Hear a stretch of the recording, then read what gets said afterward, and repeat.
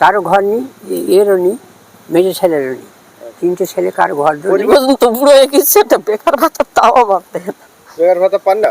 না, পান না বেকার ভাতা? আমি বেকার ভাতা পাচ্ছি। সবাই তো পাচ্ছে। আমি কৃষক বন্ধু, আমার ভাইরা কাগজ দিয়েছে, সেইটা আমি পাই। কৃষক বন্ধু পান? হ্যাঁ, ওইটা আমি পাই।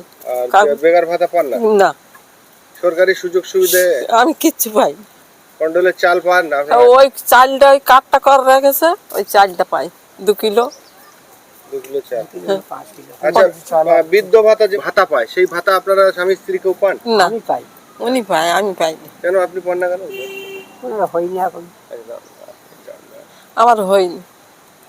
তো এই যে আপনার ছেলেরা কেউ সুযোগ সুবিধা, সরকারি সুযোগ সুবিধা পায় না, ঘর বাড়ি পায় না, আশপাশের মানুষ নিশ্চয়ই পাচ্ছে, তো কতটা অসুবিধার মধ্যে আছেন আপনি?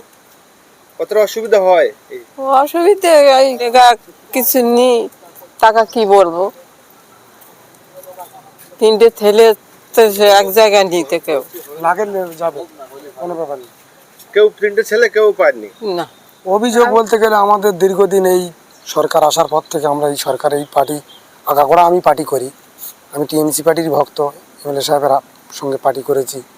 রফিক প্রধান, মানে পাপাই, আরতি অধিকারী, ওনারা প্রধান ছিল, ওনাদের সঙ্গে পার্টি করেছি। রফিক ভাই যখন মানে প্রধানই পায়, তখন আমি জীবন দিয়েও খেটেছি। এই পার্টি করতে গিয়ে আমি আমার বাবা গেলে, আমার বাবা, আমার আব্বা পাশে আছে, সয় সম্পত্তি 10 কাঠা সম্পত্তি আমি বেচে দিয়েছি। এমনকি সমস্ত প্রধান উপপ্রধান আমাদের বাড়িতে এনে তাদেরকে দেখিয়েছি, তাদের সমস্ত কিছু তাদের চোখে দেখিয়েছি। এই যে জিও ট্যাক্সের ঘর হচ্ছে, এই ঘর যখন হয়, এই ঘরে জিও করার সময় আমি নিজে সাথে ঘুরেছি এবং স্ট্যাম্প পেপারের সঙ্গে আধার কার্ড 10 টাকা করে দিয়ে আমি সব কিছু পিন করে বুথ সভাপতির সঙ্গে আমি জমা করেছি। কিন্তু দুর্ভাগ্য তো আমার বাবার এবং আমার বড় ভাই, আমাদের ঘরের নামগুলোই কেটে বাদ যায় যতবার এইসব হয়।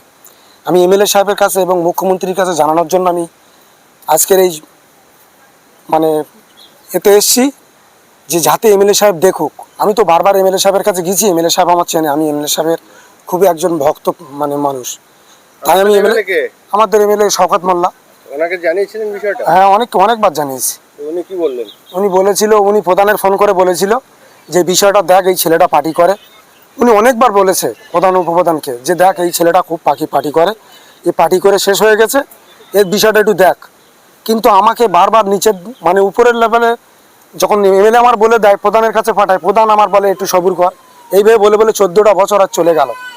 এবারেও ঘরে এসছে সব, মানে যত ঘর এসছে সব উন্নত লোকের, মানে আমাদের মতো গরিবদের কোনো মানে মূল্য নেই। তাই আমি এমএলএর কাছে এই বার্তাটাই দেবো, যেন এই ভিডিওটা দেখে, এমএলএ দেখে এবং মুখ্যমন্ত্রীর কাছে আবেদন যে বিষয়টা আমার একটু দেখুক। এমএলএ তো আপনাকে সাহায্য করছেন বলছেন? এমএলএ সাহায্য করছে বলতে গেলে সমস্ত দিকে সাহায্য পাচ্ছি, কিন্তু ঘর বাড়ি পাচ্ছি না। এমএলএ আপনাকে বারবার বলছেন যে, এমএলএর কাছে যাচ্ছি, এমএলএ তো বলে দিচ্ছে, কিন্তু নিচের ধাপে যারা দেখবে তারাই তো দেখছে না।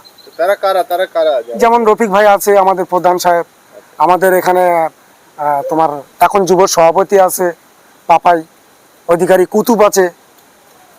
কুতুব আমাকে অনেক দিন ঘুরিয়েছে ওই ঘরের সমস্ত কিছু জিও করার জন্য। আমার মানে সমস্ত কিছু ওদের সঙ্গে আমি চলাফেরা করি এবং ওদের সঙ্গে সব কিছু শেয়ার করি। আমার দুঃখ কষ্ট সব কিছু, আমি শেষ হয়ে গেছি, আমার দাঁড়ানোর জায়গা নেই। ঘরে সাপ ব্যাঙের সঙ্গে, ইঁদুরের সঙ্গে ভাষা করে আমরা বাস করি, ওদের সাথে এইভাবে লড়াই করে আমরা বাস করি। এই জন্য আমি বাধ্য হয়ে আজ ভিডিও করছি। মুখ্যমন্ত্রী বিষয়টা দেখুক আমার এবং আমার এমএলএর কাছে অনুরোধ, আপনি বিষয়টা ফের একবার দেখুন আমার দিকে চেয়ে। আমি এই পার্টিরই একজন সদস্য, আপনি নেতৃত্বদের কাছে ফোন করে শুনবেন বা যোগাযোগ করে শুনবেন যে আমি কি পার্টি করি। আমার নামে দুর্নাম অনেক কিছু হয় গ্রামের ভেতরে, কিন্তু আমি অন্য কোনো পার্টি করি না, আমি টিএমসি ভক্ত, আমি তৃণমূলই করি। আচ্ছা, এমএলএ সাহেবকে বলেছে, এমএলএ সাহেব নিচের ধাপের নেতাদের বলেছে? হ্যাঁ, উনি বলেছে তারা সাহায্য করেনি? না। তো আপনি বিডিও অফিসে গিয়েছিলেন? হ্যাঁ, বিডিও অফিসে গিয়েছি, তার কপিও আছে আমার এতে, এর কপি আছে, এই যে কপি আছে, বিডিও যে কাগজটা জমা দিয়েছি তার কপি আছে, এবং এই যে জিও ট্যাক্সের ঘর হচ্ছে এর স্ট্যাম্প পেপার ছিল, সেটাও আমার এতে আছে। মোটামুটি আমি সব কিছু রেডি করে রেখেছি। বিডিও সাহেব কি বললেন?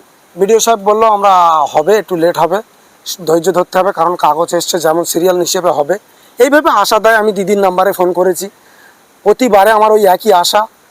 আমি দিদির অফিসে যে ফোন করে যে লিস্ট স্লিপটা পেয়েছিলাম, সেই স্লিপটা নিয়েও আমি মানে আমাদের এমএলএ সাহেবের কাছেও গিয়েছি আমি, যে দাদা একটু দেখুন। আমার কারোর বিরুদ্ধে কোনো ক্ষোভ নেই, আমি শুধু একটাই জিনিস বলবো এমএলএ সাহেবকে, যে আমি আপনার খুব ভালোবাসি এবং আপনাকে আমি খুব শ্রদ্ধা করি। আমার বিষয়টা নিয়ে আপনি একটু দেখুন, আপনার নেতৃত্ব দিলে একটু বলুন, যেন জেগে ওঠে একটু। এই যে কারণ ঘর আসার আগে যে নামের লিস্ট আসে হ্যাঁ, এবং গ্রামে গ্রামে সার্ভে করতে আসে, হ্যাঁ, তো সেই নামের লিস্ট আপনার নামে ছিল? না, আমি লিস্টটি দেখিনি এবং আমার নামে 2023 সালে প্রধান বলছে নাম এসেছিল, এখন বলছে তোমার নাম নেই। যেহেতু ওরা যেভাবে বলছে আমার সেইভাবে বলতে হচ্ছে, আমার এছাড়া আর বলার কিছু নেই।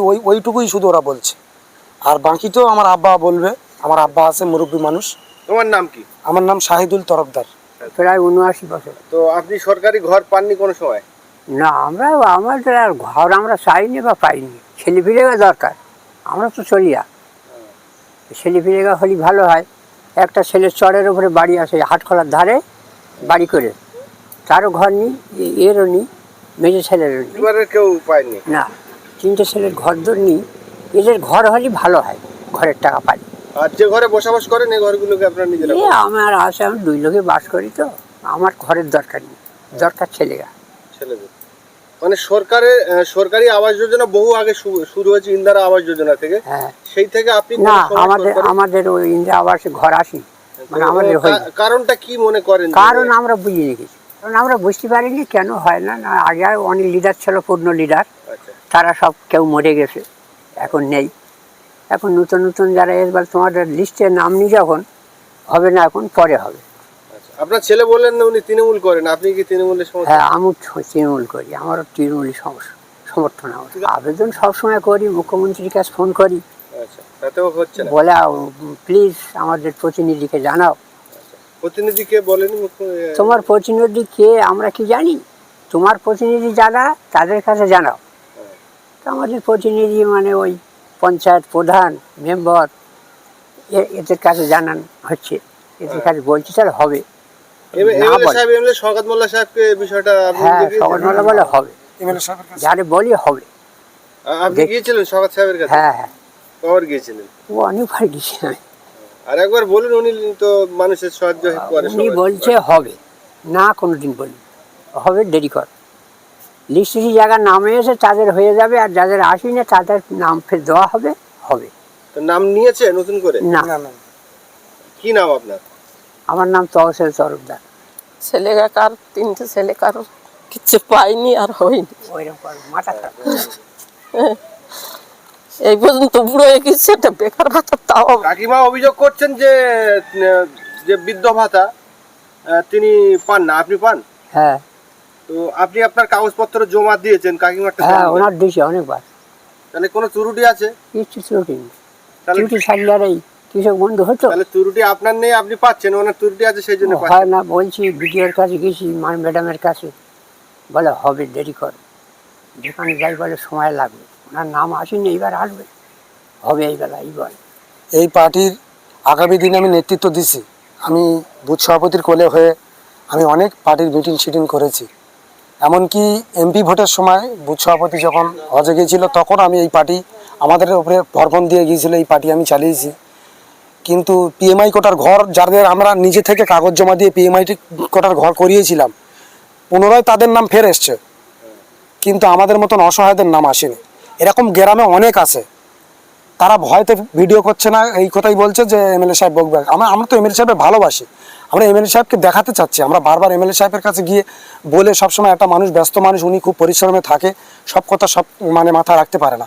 সেই জন্য ভিডিওর মাধ্যমে মুখ্যমন্ত্রী এবার এমএলএকে আমি দৃষ্টিশক্তি দেওয়ার জন্য এটা করলাম, যে এমএলএ সাহেব দেখুক, যাদের একবার ঘর হচ্ছে তাদের বারবার হয়, কিন্তু যারা অসহায় তারা গ্রামবাসী কেউ ঘর পায় না, বিধবা ভাতা টাকা পায় না, কেউ বেকার ভাতা পায় না, এরকম অনেক বউ আছে। তাই এমএলএ সাহেবকে আমি অনুরোধ করব, আপনি আপনার লোক দ্বারায় একটু গ্রামবাসীকে একটু চেক দিন, ভেতরে চেক দিন কি হচ্ছে গ্রামে, আপনি দেখলে বুঝতে পারবেন। গ্রাম মল্লিকপুর, পোস্ট ঈশ্বরীপুর, থানা ভাঙড়, জেলা দক্ষিণ 24 পরগনা। আমাদের বিধানসভা পূর্ব ক্যানিং, আমাদের এমএলএ আমাদের নয়নের মণি শওকত মোল্লা।